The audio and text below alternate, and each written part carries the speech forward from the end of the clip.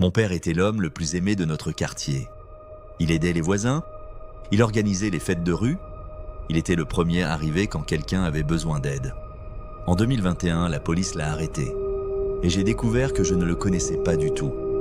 Je m'appelle Claire, j'ai 35 ans. Mon père s'appelle, il est toujours vivant, en prison, Robert Morin, 62 ans. Retraité de l'éducation nationale, il avait été professeur de mathématiques pendant 30 ans dans le même lycée. Ce que je vais vous raconter ce soir, je ne l'ai jamais dit publiquement. J'ai refusé toutes les demandes d'interview des journalistes. J'ai refusé les documentaires. J'ai refusé les podcasts. Ce soir, je parle parce que je pense que c'est le moment. Parce que j'ai mis 4 ans à trouver les mots et parce que peut-être que ça peut aider quelqu'un. Mon père était quelqu'un de bien. Je veux commencer par ça parce que c'est la chose la plus difficile à comprendre pour les gens qui n'ont pas vécu ce que j'ai vécu. Pas quelqu'un qui semblait bien en surface et qui cachait une violence intérieure visible pour qui savait regarder. Quelqu'un de bien, patient, attentionné, drôle sans chercher à l'être. Le genre de père qui était présent au match de foot du mercredi, qui aidait pour les devoirs le soir, qui préparait le repas quand ma mère rentrait fatiguée du travail. Je ne me souviens pas d'une seule dispute violente dans notre maison. Pas de cris, pas de porte claquée. Une famille ordinaire dans une maison ordinaire dans un quartier ordinaire de Lyon. C'est ça qui est le plus difficile. L'ordinaire. J'avais 31 ans quand la police a sonné à ma porte. Un mardi matin de mars 2021. 2 policiers en civil. Ils m'ont demandé si j'étais bien Claire Morin, fille de Robert Morin. J'ai dit oui. Ils m'ont dit que mon père avait été arrêté ce matin et qu'ils avaient besoin de me parler. Mon premier réflexe, je m'en souviens avec une précision douloureuse, a été de penser à un accident. Mon père avait eu un accident de voiture, ou un problème médical, ou quelque chose d'administratif qui avait mal tourné. Pas une seconde je n'ai pensé à ce qu'ils allaient me dire. Ils m'ont demandé de m'asseoir. J'ai refusé. Je ne sais pas pourquoi. Peut-être que rester debout me donnait l'impression de contrôler quelque chose. L'un des 2 policiers, une femme, la quarantaine, avec une façon de regarder les gens qui m'a semblé à la fois professionnelle et humaine, a dit « Mademoiselle Morin, votre père est en garde à vue. Il est suspecté d'être impliqué dans plusieurs disparitions de femmes dans la région lyonnaise entre 2009 et 2019. » Silence. Plusieurs disparitions. C'est-à-dire, nous enquêtons sur 4 cas pour l'instant. Je me suis assise. Les semaines qui ont suivi sont floues dans ma mémoire. Pas parce que je les ai oubliés, je ne les oublierai jamais. Parce que le cerveau humain a une façon de traiter les traumatismes extrêmes qui ressemble à de la brume. Les faits sont là, mais les contours sont flous. Les émotions aussi. Ce que je sais, c'est que j'ai appelé ma mère immédiatement après le départ des policiers. Qu'elle ne savait rien. Elle a fondu en larmes au téléphone d'une façon que je ne lui avais jamais connue. Ma mère qui ne pleurait jamais. Que mon frère a pris le premier train de Paris. Et que pendant les 3 jours qui ont suivi, nous n'avons pas dormi. Les éléments de l'affaire ont émergé progressivement. Pas d'un coup, les enquêteurs ne nous donnaient pas d'informations, c'est normal, c'est le protocole. Nous apprenions les choses par les journaux, par les avocats, par les rares éléments que le juge d'instruction communiquait. Ce que j'ai appris. Entre 2009 et 2019, 4 femmes avaient disparu dans la région lyonnaise. 4 femmes entre 40 et 60 ans, vivant seules, sans famille et proches.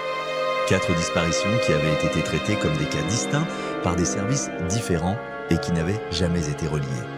Jusqu'à ce qu'un enquêteur, un seul, un lieutenant qui avait travaillé sur 2 de ces dossiers à 10 ans d'intervalle, remarque une similitude dans les profils. Ce lieutenant s'appelait Dumas. Il avait passé 2 ans à croiser des données en dehors de ses heures de service parce que personne n'avait voulu l'écouter officiellement. C'est lui qui avait trouvé mon père. Comment ? Je vais vous expliquer comment parce que c'est important. Pas pour les détails techniques, pour comprendre à quel point c'était proche de ne jamais être découvert. L'une des 4 femmes disparues avait une sœur. Cette sœur, en faisant le vide dans les affaires de sa sœur disparue des années après, avait retrouvé un agenda. Dans cet agenda, une date entourée avec un nom. Robert. Juste Robert. Pas de nom de famille. La sœur avait mentionné ça dans sa déposition originale 10 ans auparavant. Le détail avait été noté. Et oublié. Le lieutenant Dumas avait relu toutes les dépositions originales. Il avait trouvé ce Robert. Il avait cherché des Roberts dans l'entourage de toutes Mon père avait croisé 2 des 4 victimes dans le cadre d'activités associatives. Il était bénévole dans 2 associations locales, une association de soutien scolaire et une association de jardinage partagé. 2 victimes, 2 associations. Mon père. Dumas avait creusé. Je ne vais pas vous donner les détails de ce que les enquêteurs ont trouvé. Pas parce que je veux protéger mon père, parce que ces détails appartiennent aux familles des victimes et pas ni à moi de les divulguer. Ce que je peux vous dire, c'est que les preuves étaient suffisantes pour une mise en examen. Et que lors de sa garde à vue, mon père avait finalement reconnu les faits après 36 heures de silence total. J'ai demandé à voir mon père en détention provisoire. Pas immédiatement, j'ai attendu 2 mois. Il m'a fallu 2 mois pour décider si je voulais le voir et ce que je voulais lui dire. La rencontre a eu lieu dans un parloir. Mon père en face de moi, séparé par une vitre. Il avait vieilli, pas de façon dramatique, mais visiblement. Il était propre, coiffé, avec cette façon qu'il avait toujours eue de se tenir droit. Il m'a regardé. J'ai attendu qu'il parle en premier. Il a dit « Claire, je suis désolé ». J'ai répondu « Pourquoi exactement ?» Il n'a pas répondu immédiatement. « Pour tout ?» ?»« Non, j'ai dit. Je veux que tu sois précis.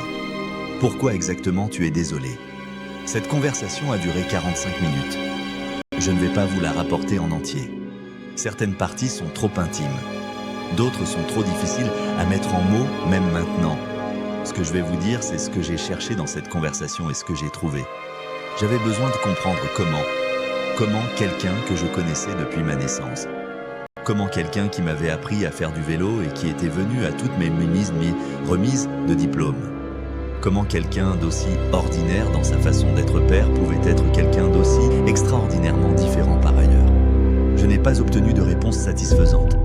Pas parce qu'il refusait de parler, parce qu'il n'en avait pas, ou du moins pas une que je pouvais comprendre. La seule chose qu'il a dite qui m'est restée, que j'ai tourné et retourné pendant des mois, c'est ça.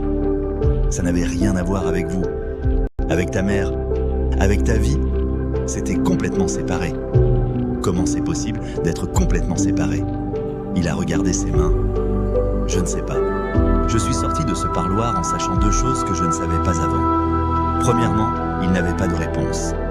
Pas la réponse qu'il me cachait par calcul ou par honte. Vraiment pas de réponse. Ce qu'il avait fait n'était pas rationnel pour lui non plus. Ou du moins, il n'arrivait pas à le rationaliser d'une façon qui aurait du sens pour moi ou pour lui-même. Deuxièmement, il était toujours mon père. Ça, c'est la partie la plus difficile à dire. Pas parce que je cherche de la sympathie pour moi, les familles des victimes méritent toute la compassion disponible. Pas moi. Mais parce que c'est vrai. Assis en face de moi dans ce parloir, avec la vitre entre nous, il était toujours l'homme qui avait patienté des heures à l'hôpital quand j'avais eu une appendicite à 12 ans. Qui avait pleuré, en cachette, mais je l'avais vu, à mon mariage. Ces 2 choses sont vraies en même temps. C'est peut-être ce qu'il y a de plus difficile. Le procès a eu lieu en novembre 2022. Je n'y suis pas allé tous les jours. Certaines journées j'étais là, d'autres non. Il était impossible de gérer le regard des gens. Les journalistes devant le tribunal, les regards dans la salle. C'est comme ça qu'on me regardait. Pas comme une personne, comme une extension d'autre chose. Mon père a été condamné à la réclusion criminelle à perpétuité. Il a reçu sa peine sans réaction visible. C'était peut-être la chose la plus caractéristique de lui, cette façon de recevoir les choses difficiles sans réaction externe. Je l'avais toujours pris pour de la sérénité.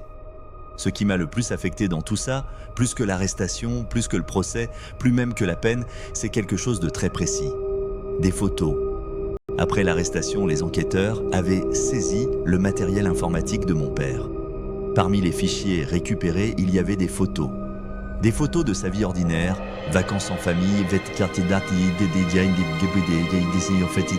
quartier, repas, repas. Des photos de nous. Ces photos existaient. Ces moments existaient. Et d'autres choses existaient en même temps. Dans le même cerveau. Dans la même vie. Dans le même homme qui souriait sur ces photos. Je vis avec ça depuis 2021. Pas bien, je ne vais pas vous mentir et vous dire que j'ai trouvé la paix ou la compréhension ou quoi que ce soit de rassurant. Je vis avec ça comme on vit avec quelque chose qu'on ne peut pas changer et qu'on ne peut pas complètement intégrer non plus. J'ai une thérapeute, je l'ai vue 2 fois par semaine pendant 2 ans. Elle m'a aidé aidé à comprendre que ce que j'éprouvais, le deuil, la culpabilité, la honte, mais aussi parfois la tendresse pour des souvenirs d'enfance qui n'ont pas disparu, était normal. Pas simple, mais normal. Ma mère a divorcé. Elle a changé de nom, son nom de jeune fille. Elle a déménagé dans une autre ville. On se parle. Pas souvent. Ce qu'on a vécu ensemble est trop présent entre nous pour qu'on soit proches comme avant. Mais on se parle. Mon frère a coupé les ponts complètement. Avec mon père, il n'est pas allé au procès. Et en partie avec moi parce que je suis allé voir mon père au parloir et qu'il ne comprend pas ça. Je le respecte. Chacun gère comme il peut. Je n'ai plus revu mon père depuis ce parloir de 2021. Pas parce que j'ai décidé que c'était fini, parce que je ne suis pas encore pas prête à décider quoi que ce soit. Il m'a écrit 2 fois, des lettres courtes, sans demander de pardon. Il avait compris lors de notre rencontre que le pardon n'était pas quelque chose que j'avais à offrir ou pas à offrir. Juste des nouvelles. Comment il allait, ce qu'il lisait, des questions sur comment j'allais. J'ai gardé les lettres. Je n'ai pas répondu. Ce soir, je vous ai raconté cette histoire parce que je pense que les histoires comme celle-là ont besoin d'exister autrement que dans les journaux ou les documentaires criminels. Pas pour rendre mon père sympathique, ce n'est pas le but. Pas pour expliquer ce qu'il a fait, je ne peux pas l'expliquer. Pour dire que derrière chaque affaire criminelle, il y a des gens ordinaires qui ont passé leur vie à côté de quelque chose sans le voir. Et que ne pas avoir vu n'est pas la même chose que fermer les yeux. La dernière chose. Il y a 6 mois, j'ai reçu un appel d'une des filles, d'une des victimes. Elle avait trouvé mon numéro, je ne sais pas comment. Je pensais qu'elle appelait pour me dire quelque chose de difficile. De la colère, des reproches, je les aurais compris. Elle a dit « Je voulais juste vous dire que je ne vous en veux pas. Et que je suis désolé pour ce que vous traversez vous aussi. » J'ai raccroché. J'ai pleuré pendant 1 heure. C'est la chose la plus généreuse qu'on m'ait dite depuis 2021. Et ça venait de la dernière personne à qui je m'y attendais. Fin.